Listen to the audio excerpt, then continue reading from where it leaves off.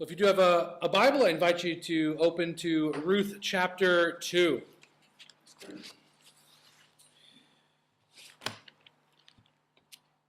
Ruth chapter 2. Over the summer, we are taking a short break from our series in Mark's Gospel, which we began back in January, and will finish up as we come into the autumn. And we're working through this book of Ruth, which is a wonderful, short, simple story in the Old Testament. As we introduced it a couple of weeks ago, you can easily skip over Ruth if you're kind of flipping through the Bible. It's kind of just tucked right in there after Judges. And yet, as we've already seen, in spite of its minimal length, 4 chapters, a mere 85 verses, the book of Ruth is key to God's overarching story of redemption. In some ways, without the story of Ruth, we don't have the gospel. Also, in spite of the simplicity of Ruth, it is profoundly deep theologically, and it greatly impacts the Christian life. And we stated in our overview study a few weeks ago that Ruth is a story which displays God's kindness, God's mercy, and God's providence. And ultimately, these 85 verses are a story of good news. The book of Ruth is a gospel story. And so as we begin, let's sort of recap chapter 1. We had a break last week as we had our baptism service. So 2 weeks ago, we looked at chapter 1. Let's just sort of remind ourselves of what took place and where we are in this story. It began with a family of 4 Israelites.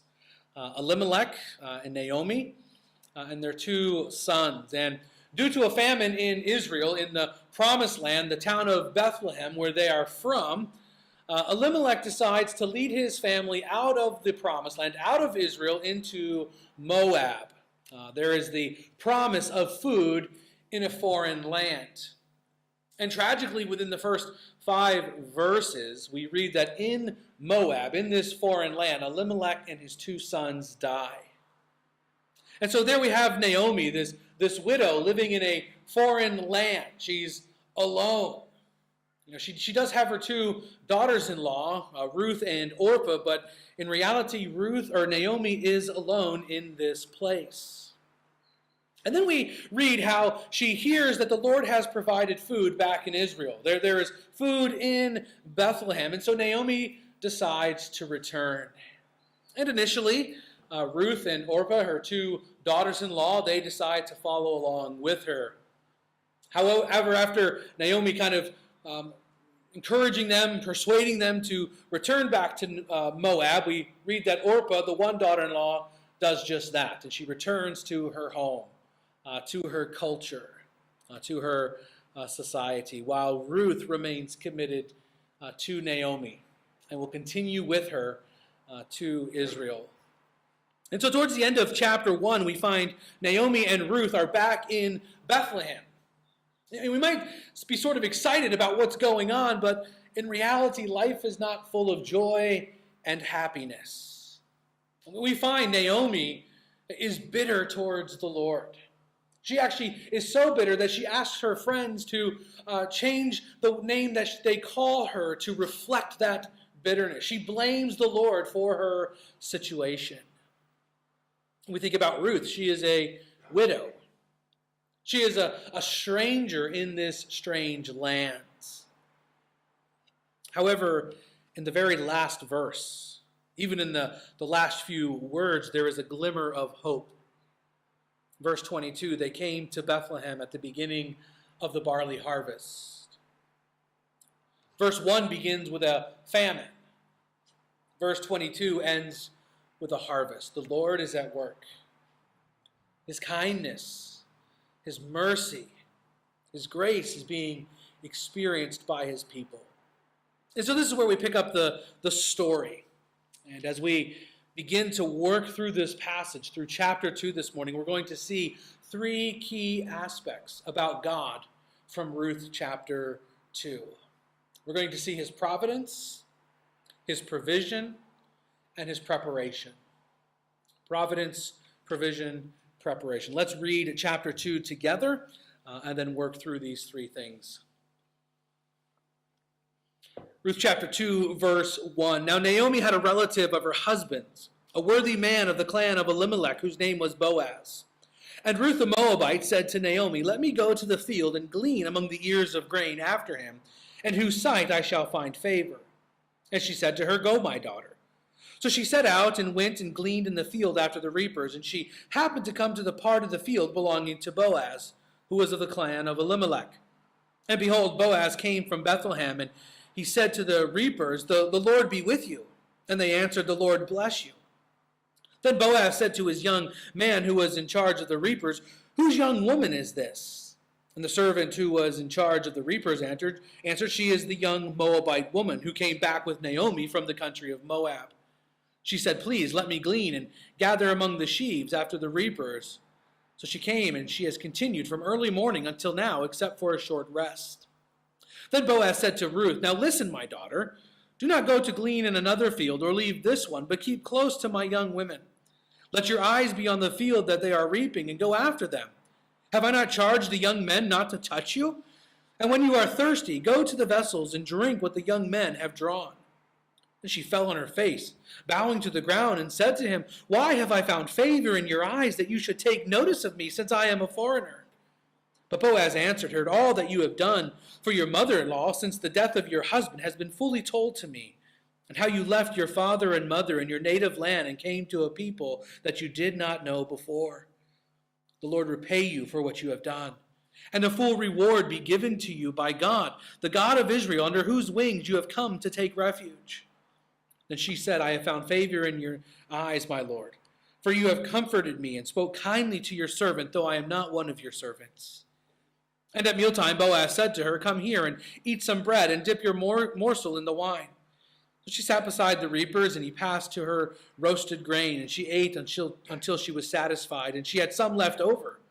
When she rose to glean, Boaz instructed his young men, saying, let her glean even among the sheaves, and do not reproach her. And also pull out some from the bundles for her, and leave it for her to glean, and do not rebuke her. So she gleaned in the field until evening. Then she beat out what she had gleaned, and it was about an ephah of barley. And she took it up and went into the city. Her mother-in-law saw what she had gleaned. She also brought out and gave her what food she had left over after being satisfied. And her mother-in-law said to her, where did you glean today, and where have you worked? Blessed be the man who took notice of you. So she told her mother-in-law with whom she had worked, and said, the man's name with whom I work today is Boaz. And Naomi said to her daughter-in-law, may he be blessed by the Lord, whose kindness has not forsaken the living or the dead. Naomi also said to her, the man is a close relative of ours, one of our redeemers. And Ruth the Moabite said, besides, he said to me, you shall keep close by my young men until they have finished all my harvest. Naomi said to Ruth, her daughter-in-law, it is good, my daughter, that you go out with his young women, lest in another field you be assaulted. So she kept close to the young women of Boaz, gleaning until the end of the barley and wheat harvest, and she lived with her mother-in-law. We'll begin this morning with God's providence, and we see this in verses 1 through 7. And to begin, we sort of want to think about the issue of God's providence, because it is one of the key doctrinal truths throughout the entirety of this story. So to start this morning, we want to have sort of a definition to God's providence. It begins with knowing that God is in complete control. God is sovereign over all. And the Lord will accomplish his will. And his providence, we see him working in the everyday, primarily, moment by moment. We see his superintendence over all creation.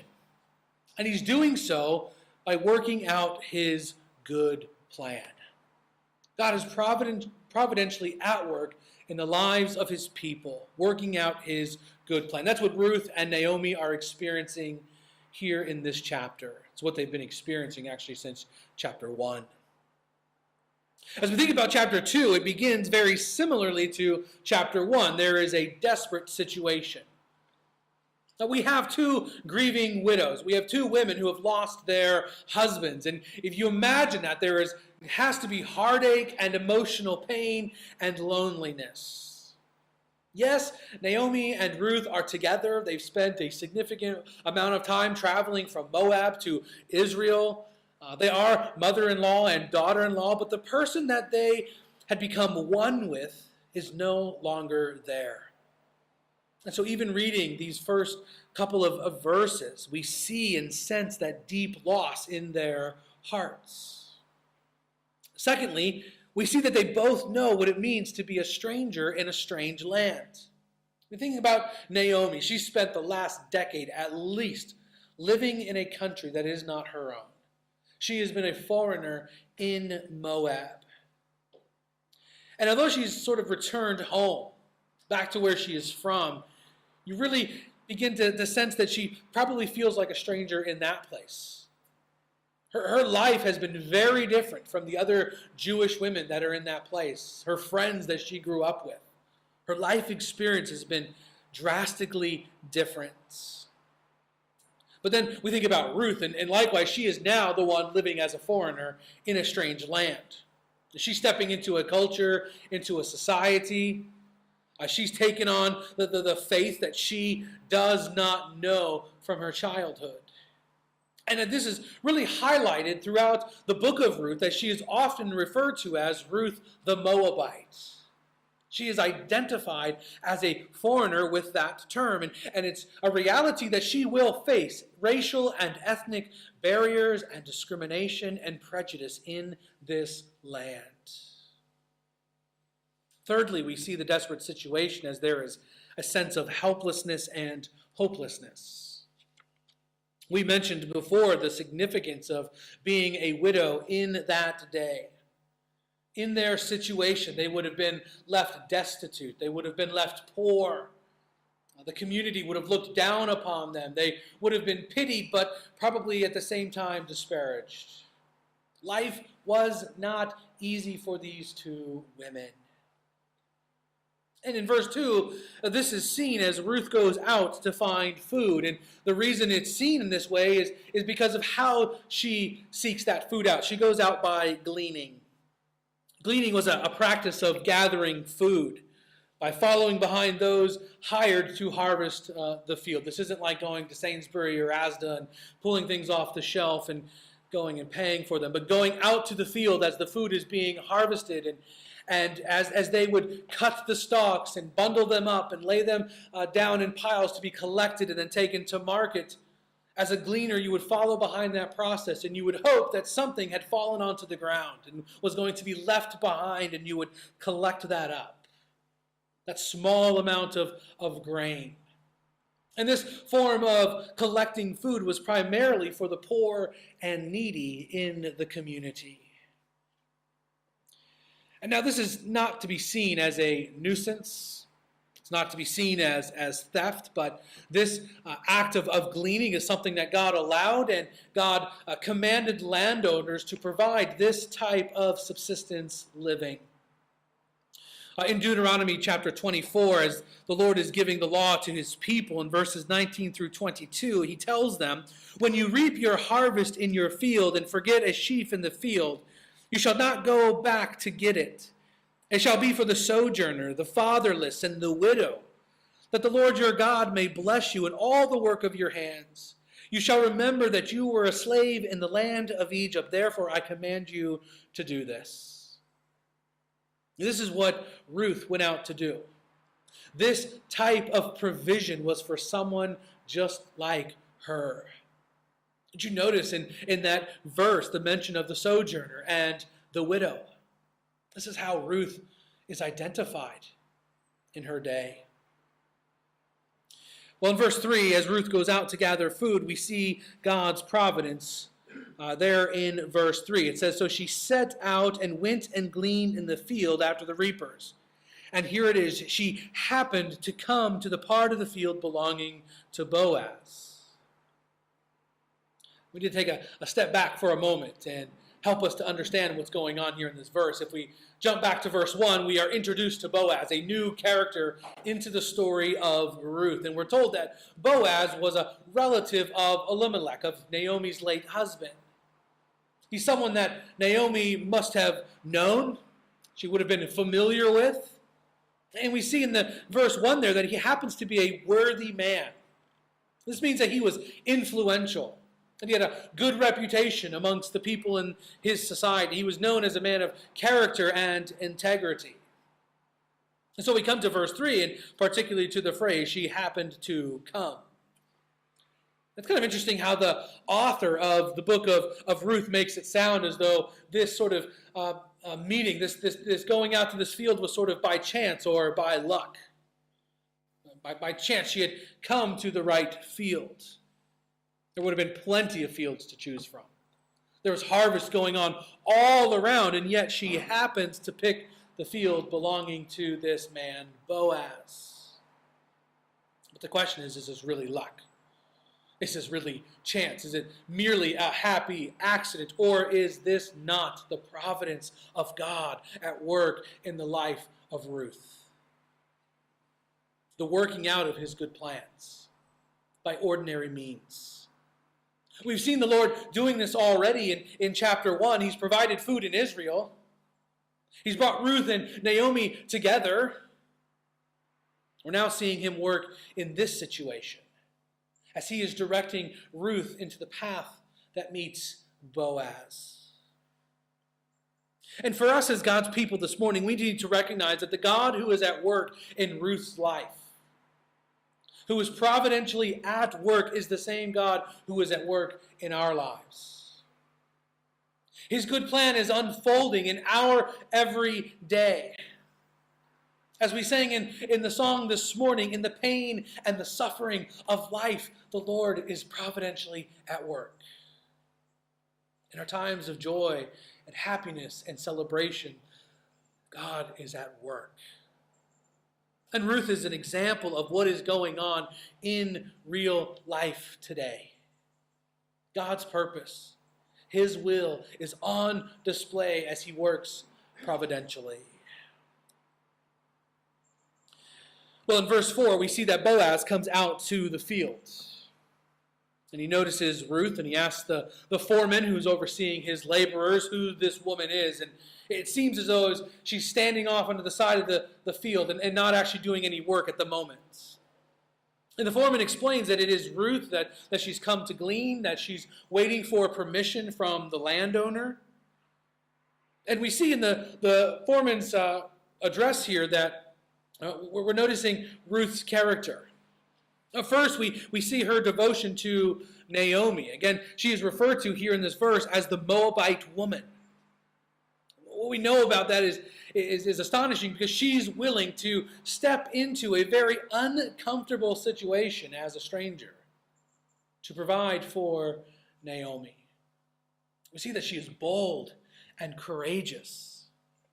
We see that she's courteous. It seems that she's ignorant of the law in Deuteronomy, which allows her the right to glean, and she's asked for permission, and she's waiting for an answer. And so you get to the end of verse 7, and there's this moment of tension. What is Boaz going to do? Is Boaz going to be the villain of this story? Or is he going to be someone who shows kindness and gentleness and grace and mercy to Ruth? And as we begin to step into verse 8, we see God's providence lead into the display of God's provision.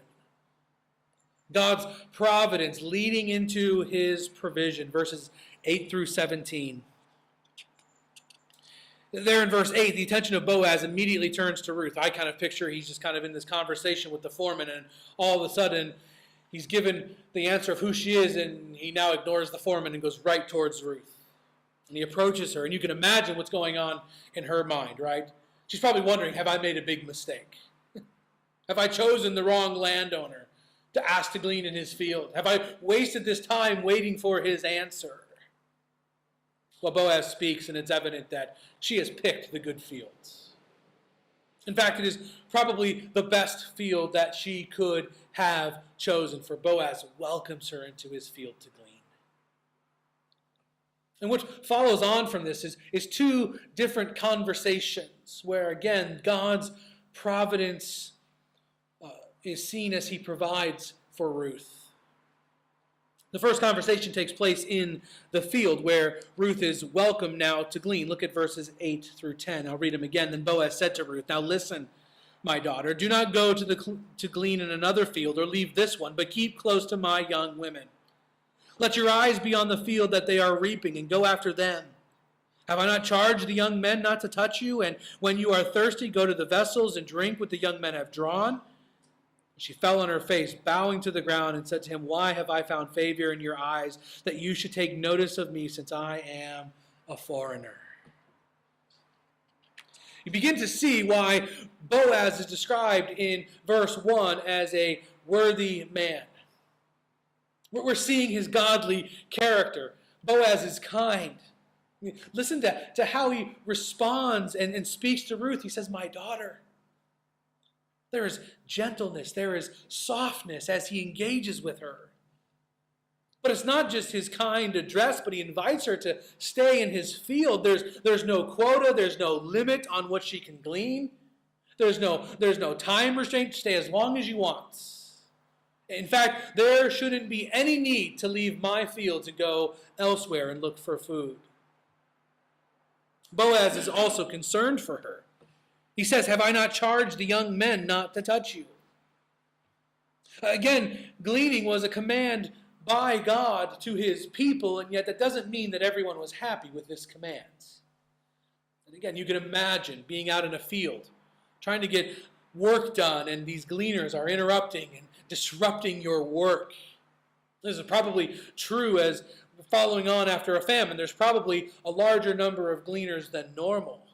And in all likelihood, there's probably these moments of abuse, verbal and physical, and Ruth faced that threat. And on top of that, although this provision was given for the sojourner, for the foreigner, the Jews often had a low tolerance for foreigners in their midst, Gentiles like Ruth. And so along with the abuse for gleaning, there was likely to be that racial and ethnic abuse, again, verbally or physically. And Boaz knows the potential for both, and he strictly forbids his laborers from harassing Ruth. He is concerned for her.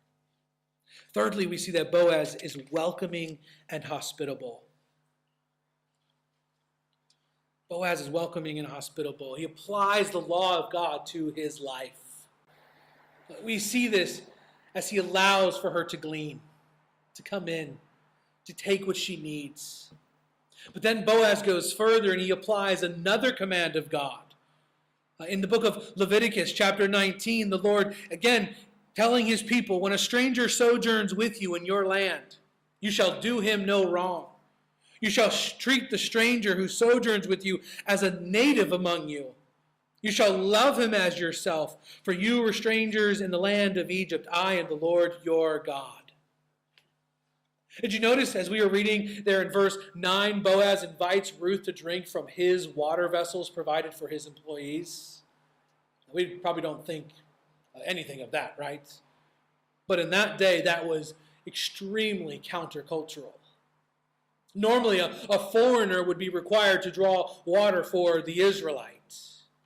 And on top of that, any woman would be required to draw water for a man. But what do we notice here? The Israelite drawing water for the foreigner. The man drawing water for the woman. This is true hospitality. And clearly not simply out of a sense of duty to the law, but a heart response. Remembering what the Lord said in both Deuteronomy and Leviticus, that you were strangers in Egypt and that I am the Lord your God. Boaz is reminded of what God has done in his life. In her book, Extraordinary Hospitality, Carolyn Lacey writes the following: "Our hearts control our generosity." Our hearts control our generosity. And if we reflect upon the generosity that has been shown to us, and the love that God has shown to us, and that we love God, then our love for the giver will overspill into generous love for others. Boaz loved the Lord. Boaz knew the work of the Lord in his life, and that spilled over into the kindness that he showed to Ruth, to the stranger, to the widow, to the one in need. Before moving on, I want us to pause for a moment and for us to all consider our lives, to consider our hospitality, to consider our welcome of others. In Micah 6:8, another Old Testament passage, the Lord says to his people, "O man, what is good? What does the Lord require of you but to do justice, to love kindness, and to walk humbly with your God?" This is a verse that's written well after the time of Boaz, but you can see him as an example of that verse, can we not? Someone who fought for the justice of others. He was concerned and he protected Ruth. He showed a heart of kindness to her. And as we'll see in just a few moments, he prays for Ruth. He is someone who walked with the Lord. And the question is, from Micah 6:8, from the example of Boaz, how about you? How about me? How about our church? Do we fight for justice? Do we care if the needs of people are met? What about the homeless living on our streets? What about the refugees or the asylum seekers? What about the single parent struggling with home life and school life and work life? Do we as a church and as individuals, do we show kindness? Do we open the doors to our homes and to our church to the people who are very different from us? Willing to spend time with those whose lives are a mess and spinning out of control? Do we engage with the neighbor who is ignored, whose grass in the front garden is a mile high? We just complain about them, or do we want to know what's going on in their life? How can I help? Do we provide a meal for the family who is living on an extremely tight budget? The list could go on and on and on, but I return to that quote, our hearts control our generosity. What is the focus of our hearts? If it is on self, then our generosity will be razor thin at best. It'll be like going to a spillway following a drought, and there's just that little trickle of water going over the edge. But if our hearts are focused upon God, if we are reminded of what he has done in my life, then our love for the giver will overspill into generous love for others. In her book, Carolyn continues, when we realize that God gives us good gifts, and this is important, so that we can use them to benefit others, we are liberated to share them joyfully. This is the heart of Boaz. This should be the heart of God's people as they reflect upon and are reminded of what God has done for them.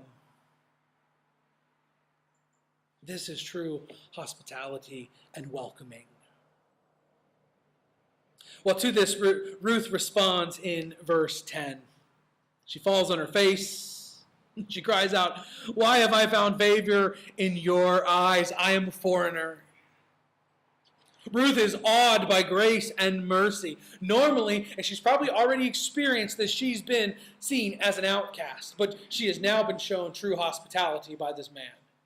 And she wonders why. And again, for us, that's a question that we should ask. What is our response to grace and mercy?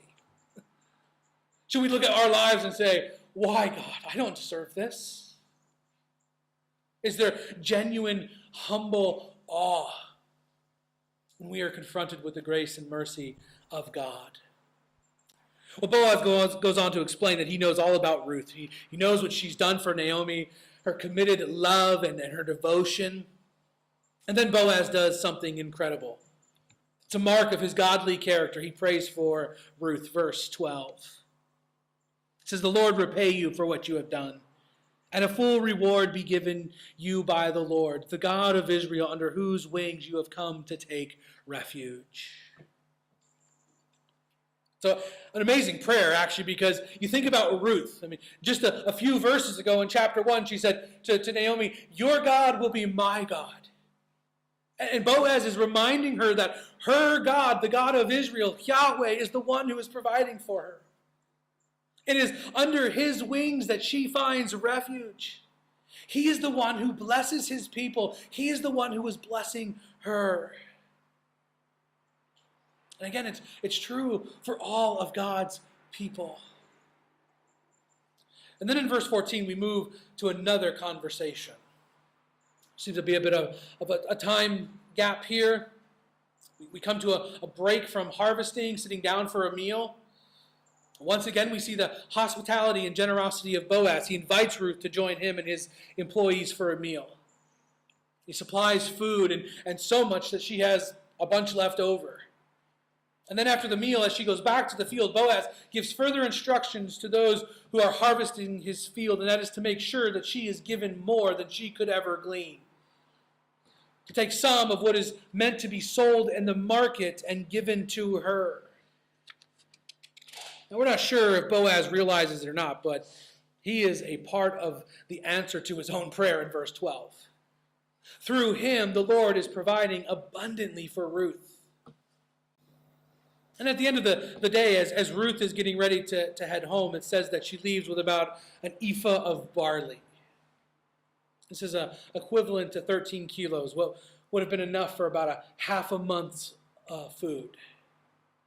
So we think about Boaz's instructions to her and to the men of his field. It's clear that he intends to supply Ruth and Naomi with enough food for an entire year. Do you see the dramatic arc in Ruth? Beginning of chapter 1, famine. The end of chapter 1, harvest. The beginning of chapter 2, a desperate situation. Here towards the end of chapter 2, there is plenty. Yahweh is providentially providing. The Lord is answering the prayers of his people. We notice that with the prayer of Boaz. But what about Naomi's prayer in chapter 1, verse 8? When she she cries out to the Lord, "Deal kindly with you, and the Lord grant you rest." We see the Lord answering that prayer here in this verse. And the question for us is, do we trust the Lord to provide? Do we come under his wings of refuge? Do we rest in his promises to bless and to care for his people?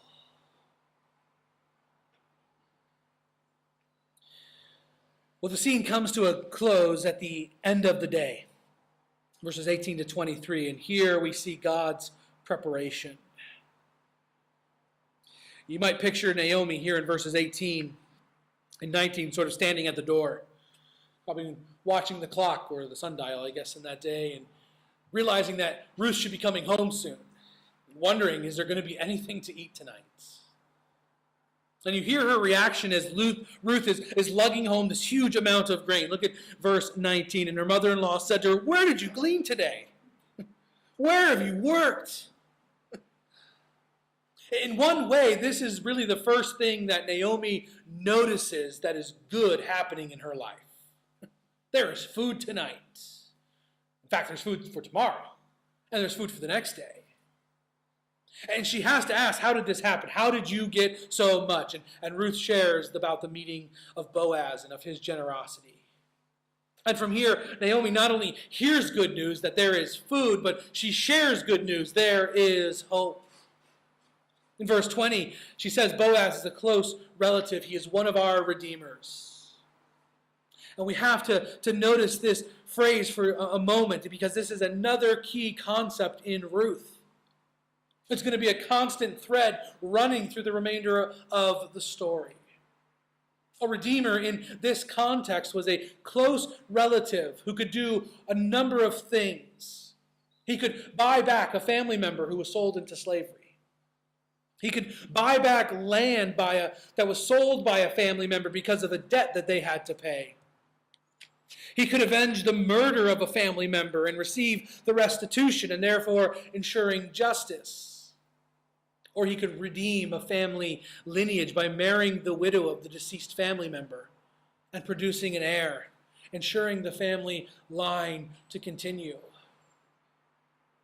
And here in God's sovereign plan, through his providential working, Naomi and Ruth have a redeemer to rescue and protect them.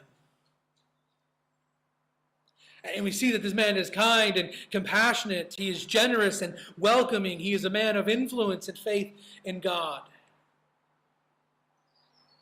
No wonder in verse 20, Naomi prays a blessing. Naomi said to her daughter-in-law, "May he be blessed by the Lord, whose kindness has not forsaken the living or the dead." If you think over the last 38 verses, you see God's providential preparation. The Lord is working in the lives of his people. He's bringing them together to be a blessing. There is hope for Ruth and Naomi. As we mentioned last week, spoiler alert, Ruth and Boaz get together. They will marry and have a child. The story will go from mourning widows to joyful women, a mother and a grandmother. That the sense of being a stranger is no more, and there is closeness and oneness. That the helpless are cared for.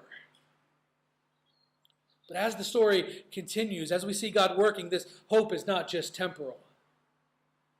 This hope is eternal. For from these events come the greatest hope. As we come to a close this morning, we need to look forward from this story and see how the Redeemer of Ruth points us to the Redeemer, Jesus Christ. In his book, Ruth for You, Tony Merida highlights 4 aspects of redemption pictured in this story. First, there is the need for redemption. We all need redemption. We are all weak and helpless. The Bible tells us we are slaves to sin. We are dead in sin. We live in darkness. We're unable to free ourselves, to serve God on our own. We are under his just wrath and punishment. We are separated from him. We are spiritually hungry and thirsty and blind and deaf. We are lost and we are in need of rescue. This is the reality for everyone. We all need redemption. Secondly, there is the cost of redemption. And we're going to see this much more next week in the 3rd chapter of Ruth, as the cost of redeeming Ruth and Naomi is weighed and considered by someone else who will be entered into the story, and they consider it to be too great a cost. But Boaz, he will be willing to pay the price. For us, there is a price for our sin. The Bible tells us that it is death.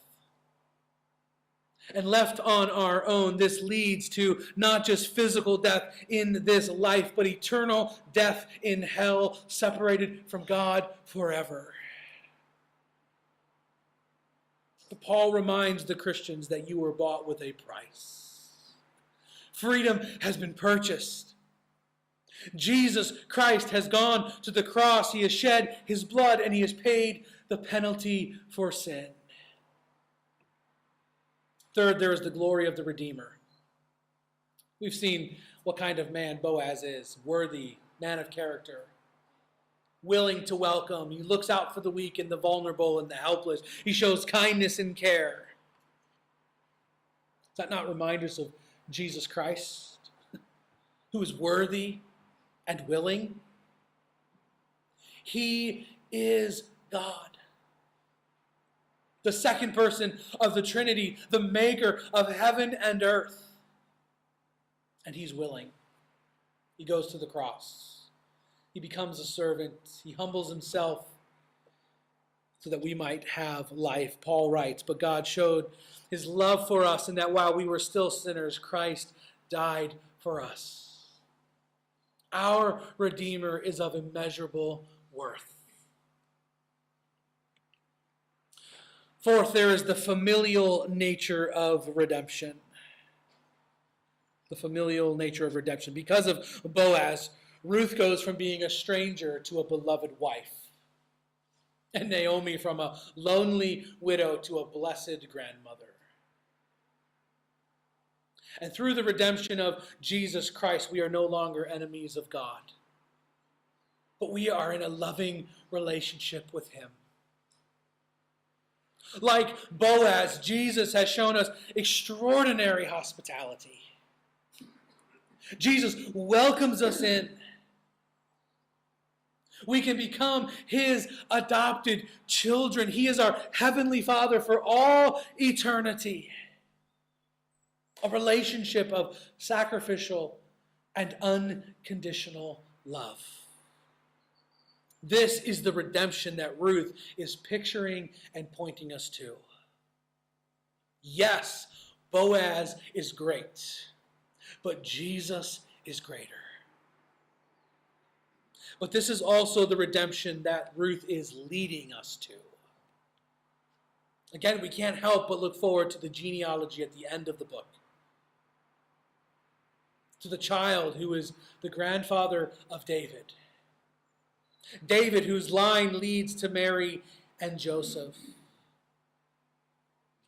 God's providence, God's provision are working his preparation for the coming of our Lord and Savior, Jesus Christ. The book of Ruth is all about the gospel.